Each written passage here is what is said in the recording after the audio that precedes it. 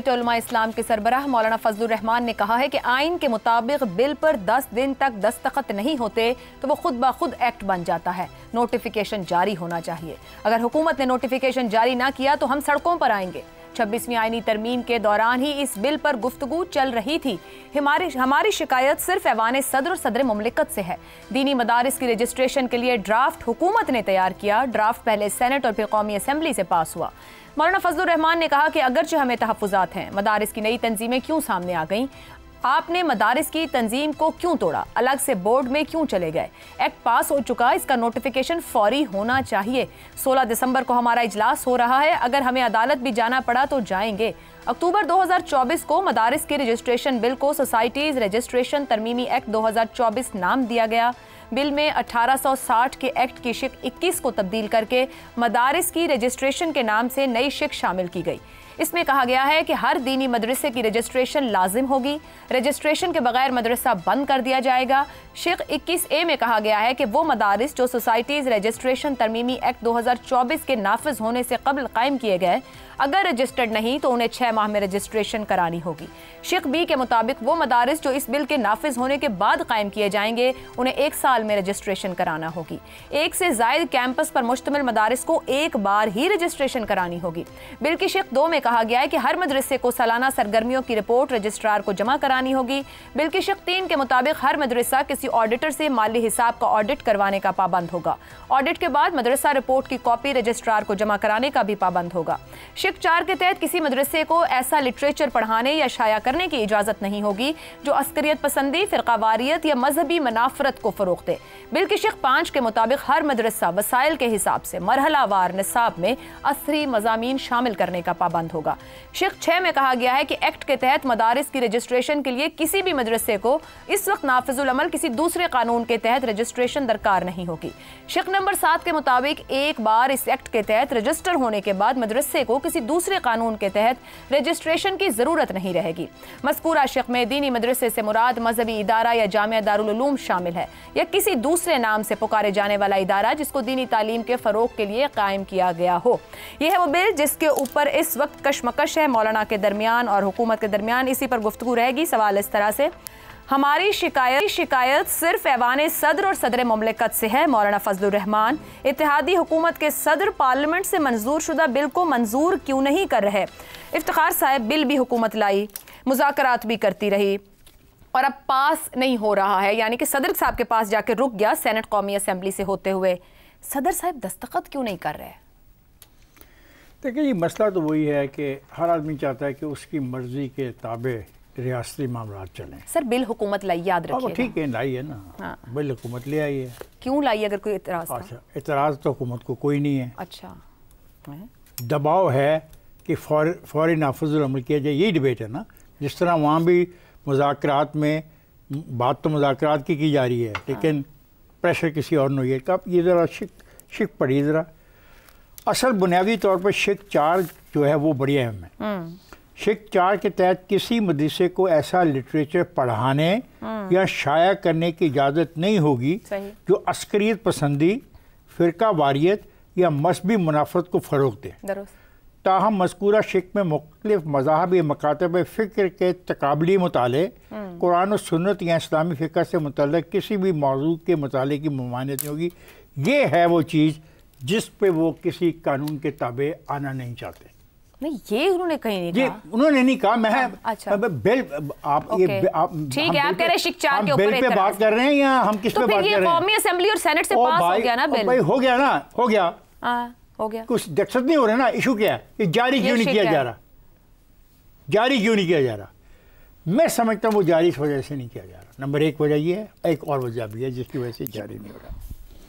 बात यह है कि रजिस्ट्रेशन तो करवानी पड़ेगी लाजमी, ये बात याद रखिए। और धमकी ये है, हम इस मुल्क के कानून के साथ होना चाहते हैं। धमकी ये है कि अगर इसको आप जारी नहीं करते हो तो फिर ये याद रखो, हम तो इस मुल्क के कानून के साथ होना चाहते हैं, लेकिन तुम इसको जारी न करके हमें तुम फोर्स कर रहे हो। यही जनाब इस धमकी का जवाब कौन देगा? और इसका जवाब कौन देगा मोहतरम? कि मदरसे का हमें अच्छा सवाल मौलाना साहब कर रहे हैं کہ انہیں بتایا جائے کہ وفاق المدارس تعلیمات کے کسی ایک مدرسے کا اکاؤنٹ کھلا ہے، مطلب ہے اکاؤنٹ نہیں کھولنا. تو یہ کچھ معاملات ایسے ہیں جو طے ہو سکتے ہیں باہمی گفتگو سے، لیکن یہ بڑا امپورٹنٹ ہے. میری تو بھی سمجھ میں یہ بات نہیں آ رہی. یہ معاملات تو ہو رہے تھے نا، وہ خود کہہ رہے ہیں مذاکرات کے ساتھ یہ بل بنایا گیا ہے، اس پر پوری ڈیبیٹ کی گئی دونوں جانب سے، حکومت خود یہ بل لے کر آئی. اگر ایسا کچھ تھا تو بل لایا کیوں گیا؟ قومی اسمبلی سینٹ سے چلا کیسے گیا؟ اچھا وہ کہتے ہیں کہ بل لایا کیوں گیا، تو بل کو ایسے وہ کہہ رہے ہیں کسی کو اعتراض نہیں تھا، بل خود حکومت لائی ہے، انہوں نے خود پاس کروایا. اعتراض تو بھی کسی نے نہیں کیا. بڑے اٹس ویری انٹرسٹنگ کیس. قانون بن گیا ہے، وہ کہہ رہے ہیں 10 دن میں بنا دو. Alright, it's very interesting case. اعتراض ہے نہیں ہے، بل کو قانون کی شکل مل نہیں رہی ہے. مجھ جیسا جاہل آدمی کہہ رہا ہے کہ یہ 3 وجوہات ہیں جس کی بنا کے اوپر اس کا ووٹ لینے کی خاطر تیزی دکھائی پلیز مجھے مکمل کریں کہ اس وقت ووٹ لینے کی خاطر کر دیا گیا. لیکن جب گہرائی سے پڑھا تو پتہ لگا یہ نہ یہ رجسٹریشن میں یقین رکھتے ہیں، نہ یہ رجسٹریشن کرائیں گے، اور نہ ہی یہ اپنے نصاب کے بارے میں جواب دینے کو تیار ہے. تو بھائی ایسا تو نہیں ہوتا. ٹھیک ہو گیا جی. زیغم صاحب، مولانا صاحب کا سیاسی قوت کا سب سے بڑا انحصار مدارس ہیں. مولانا کے لیے اس معاملے پر سمجھوتا کرنا سیاسی اعتبار سے کسی بھی صورت ممکن ہے، اور اگر نہیں تو مولانا صاحب کیا آپشنز اختیار کر سکتے ہیں؟ عائشہ، سب سے پہلے آپ ہمارے مالکان کے مزاج کو دیکھیے کہ پاکستان کے 50 لاکھ بچوں کے جو مستقبل کا معاملہ ہے، 50 لاکھ غریب بچوں کے مستقبل کا معاملہ، وہ ایک ووٹ کی مار ہے. آپ وہ قانون پاس کر دیں جو آپ خود کہہ رہے ہیں ٹھیک نہیں ہے، اس میں 2 چیزیں غلط ہیں، اس میں 3 چیزیں غلط ہیں. تو اس وقت کیا ہوا تھا؟ آپ کی آنکھیں نہیں کھلی ہوئی تھی اس وقت. پاکستان کے 2 پارلیمنٹ کے ہاؤسز، 25 کروڑ لوگوں کے نمائندے، وہ ایک قانون کو پاس کر دیتے ہیں، اور اس سے پہلے وہ پورا پروسیس ہوتا ہے جس میں قانون بنایا جاتا ہے، اس کے بعد وہ پاس ہو جاتا ہے. کیا ان کی آنکھیں اس وقت کھلی ہوئی نہیں تھی؟ ان کو اب پتہ چلا ہے. کتنے افسوس کی بات ہے. مولانا جو کہہ رہے ہیں سب سے پہلے سیاسی طور پر بالکل ٹھیک ہے کہ آپ کیوں مانیں، آپ نے ان کے ووٹ کی خاطر ان سے غلط وعدہ کیوں کیا. یہ پارلیمانی پالیٹکس میں لین دین ہوتا ہے. مولانا بالکل ٹھیک ہے، قانونی طور پر بھی وہ جو کہہ رہے ہیں ٹھیک ہے، لیکن میرا خیال ہے اس وقت مولانا کو ایک قدم پیچھے ہٹنا چاہیے. اس لیے پیچھے ہٹنا چاہیے کہ خود جو علماء کی برادری ہے وہ ان سے اتفاق نہیں کر رہی، وفاق ان سے اتفاق نہیں کر رہے، پاکستان کے جید علماء ان سے اتفاق نہیں کر رہے. ان کو نئے سرے سے مذاکرات کی طرف چلے جانا چاہیے، انہیں ہٹ درمی نہیں کرنی چاہیے. اس لیے کہ جو بنیادی چیز جس پر ہمیں بات کرنی چاہیے، اور ہم سے زیادہ مولانا کو اس کی فکر یقیناً ہوگی، نہیں ہے تو ہونی چاہیے، وہ ہے ان بچوں کا مستقبل جس پر کسی کی توجہ نہیں ہے. اب وہ بچے جو تعلیمی اداروں میں ہیں، یہ مذہبی ادارے تعلیمی ادارے ہیں نا، جن کو پاکستان کی حکومت ایکویولنس دے چکی ہے، جن کو کالج اور یونیورسٹیز کے برابر کر چکی ہے. تو جب ایکویولنس بھی ان کی تعلیمی اداروں کے ساتھ ہے تو ان کو محکمہ تعلیم کے ماتحت ہونا چاہیے نا. پھر ایک اور چیز کہ یہ جو بچے ہیں جب یہ نکلتے ہیں تو پاکستان میں اتنے مدارس اور مسجدیں تو نہیں ہیں جو ان کو ایبزارب کر سکیں. تو کتنے ہمارے بچے ہیں جو ان مدارس سے نکلتے ہیں اور پھر بے روزگار پھرتے ہیں. تو کیوں آپ ان کو ساتھ میں عصری تعلیم نہیں دیتے جو ہماری تاریخ کا حصہ ہے؟ کہ ہمارے مدارس وہ تعلیم دیا کرتے تھے کہ وہ نکل کے تمام طلبہ مختلف پروفیشنز میں جاتے تھے. درست ہو گیا. وہ جو مذہب کا کام کرتے تھے وہ مفت میں کرتے تھے، اس کے لیے ان کو ضرورت ہی پیش نہیں آتی تھی کہ کسی کی امداد لیں. بنیادی کام ان کا دوسرا ہوا کرتا تھا. اس ہاتھ میں ہم ان کو کاروبار کیوں نہیں سکھا سکتے؟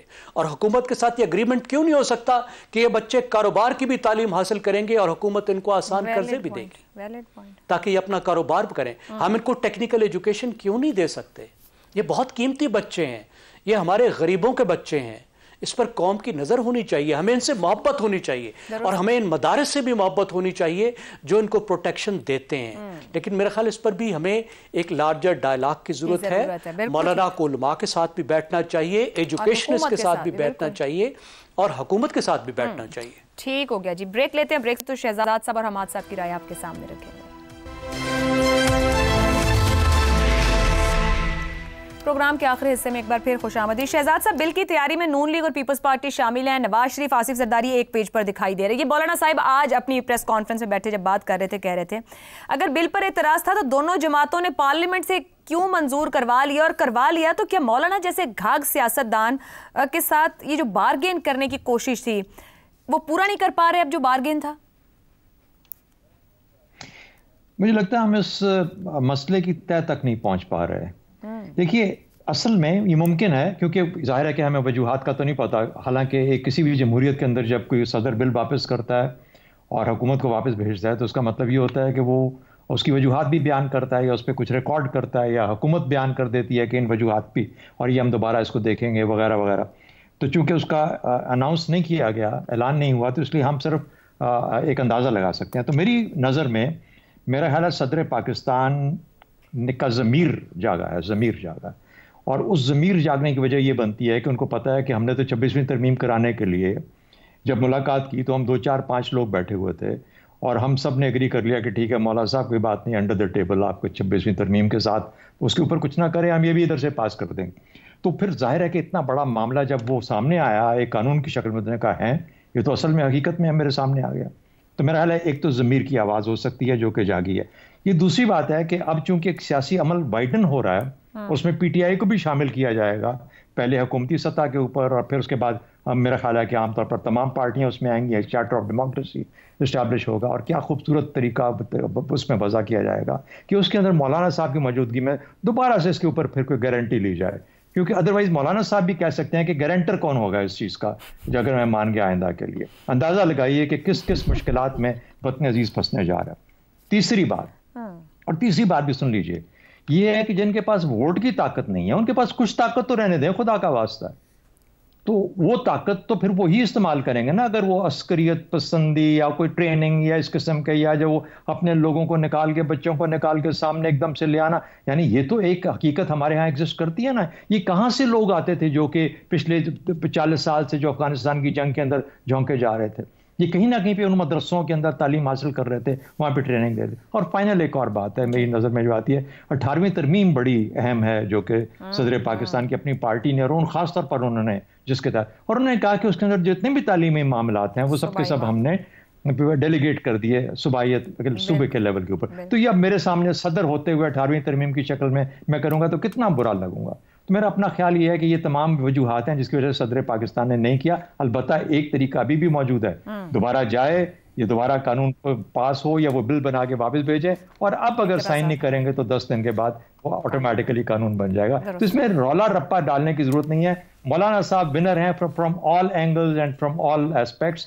ہاں ان کو گارنٹی ضرور چاہیے، اور گارنٹی میرا خیال ہے فی الحال ان کو اس چیز میں موجود ہے کہ اگر اس قانون کو نہ توڑا گیا کہ 10 دن کے بعد یہ خود بخود قانون بن جائے گا، جب واپس جائے گا تو میرے خیال ہے کہ ان کے لیے یہ بل فائنلی قبول ہو ہی جائے گا، قانون بن جائے گا.